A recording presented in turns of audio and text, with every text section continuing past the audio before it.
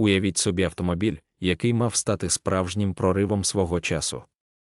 Легкий, економічний, передньопривідний хетчбек із сучасним європейським дизайном. Він міг з'явитися на міських вулицях ще наприкінці 70-х років і докорінно змінити уявлення про доступне масове авто. Але замість заслуженого тріумфу цей проект опинився у пастці радянських бюрократичних кабінетів. Серійне виробництво легендарної Таврії розпочалося лише у 1987 році. Це сталося майже через 10 років після того, як перші дослідні зразки були повністю готові до випуску.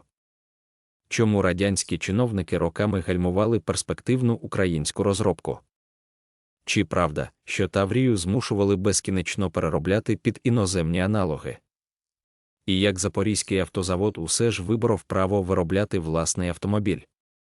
Сьогодні ми розкриємо захопливу таємничу історію ЗАЗ-1102, автомобіля, у якого радянська система просто вкрала його молодість.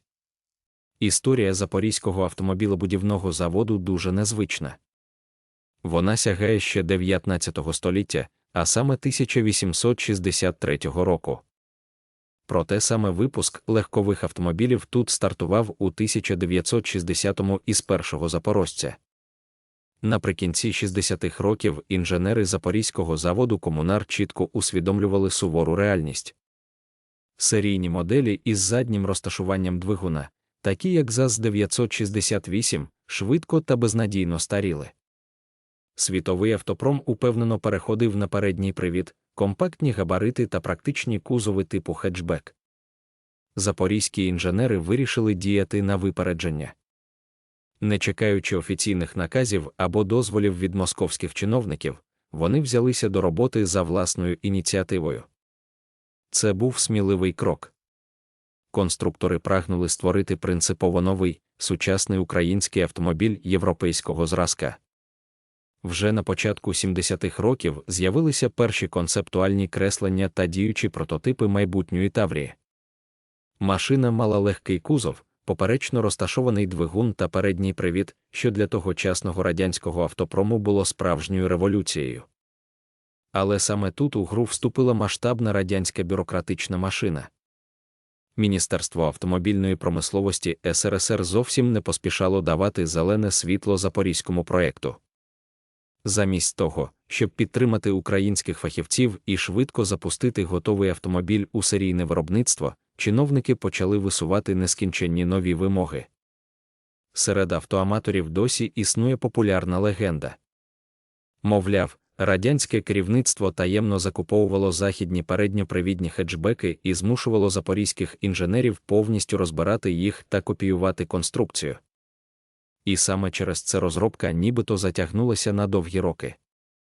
Проте автоісторики та експерти розвінчують цей міф. Насправді запорізькі конструктори створили власну оригінальну та цілком самостійну платформу. Справжня проблема полягала в іншому. Чиновники у Москві постійно змінювали орієнтири та вимоги. Як тільки на Заході з'являлася нова цікава модель, наприклад Ford Fiesta першого покоління, міністерські керівники наказували запоріжцям терміново переробляти вузли, підвіску чи дизайн, щоб українська машина не поступалася закордонним зразкам. Коли інженери підганяли прототип під нові вимоги, на світовому ринку з'являвся інший автомобіль, і виснажливий процес перепроектування починався знову. Таврія опинилася у замкненому колі нескінченних покращень на папері. Проте була ще одна, набагато вагоміша причина багаторічного блокування. Це гроші, ресурси та жорстка радянська ієрархія. Всі основні фінансові потоки, іноземну валюту для закупівлі імпортного обладнання та пріоритет у виробництві влада спрямувала на Волзький автомобільний завод у Тольятті. Там створювали ВАЗ-2108, відомий як Самара або Спутник. Запорізький завод змушений був чекати своєї черги роками. Готовий український проект банально відсували на задній план, бо всі сили країни були кинуті на випуск першого передньопривідного автомобіля ВАЗ.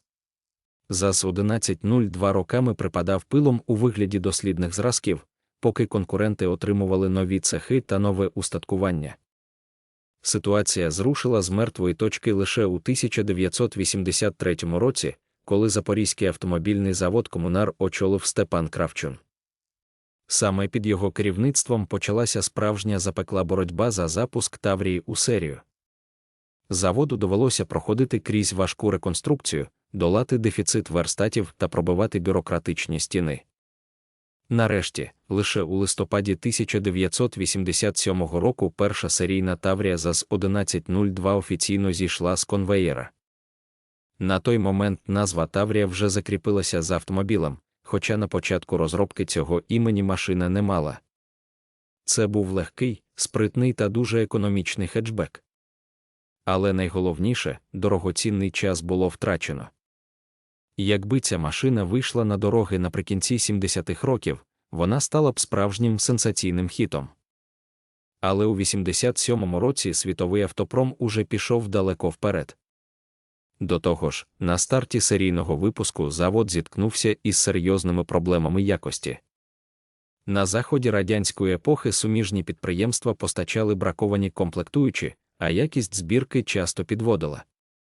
Попри це, Таврія довела свою життєздатність і стала фундаментом для створення цілого сімейства українських машин. Пізніше на її базі створили п'ятидверний універсал ЗАЗ-1105 Дана. А згодом з'явився і найбільший автомобіль у сімействі – ліфтбек ЗАЗ-1103 Славута. Цікаво, що задній звис у Славути був навіть більшим, ніж у п'ятидверної Дани. Завдяки своїй практичності Славута здобула велику популярність серед автомобілістів. Також світ побачила модернізована версія Таврія Нова.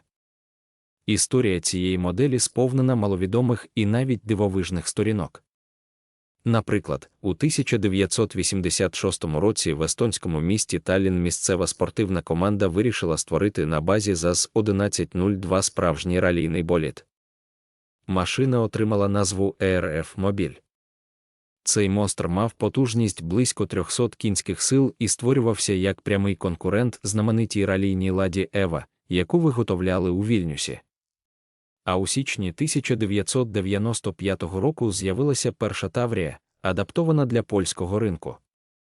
У Польщі ці машини оснащували місцевими робочими рідинами, акумуляторами, шинами, свічками запалювання, радіоприймачами та іншими деталями. Таврія виходила і на ринки Західної Європи. У Німеччині й досі знаходять ідеально збережені екземпляри ЗАЗ-1102 90-го року випуску з мізерним пробігом у кілька тисяч кілометрів.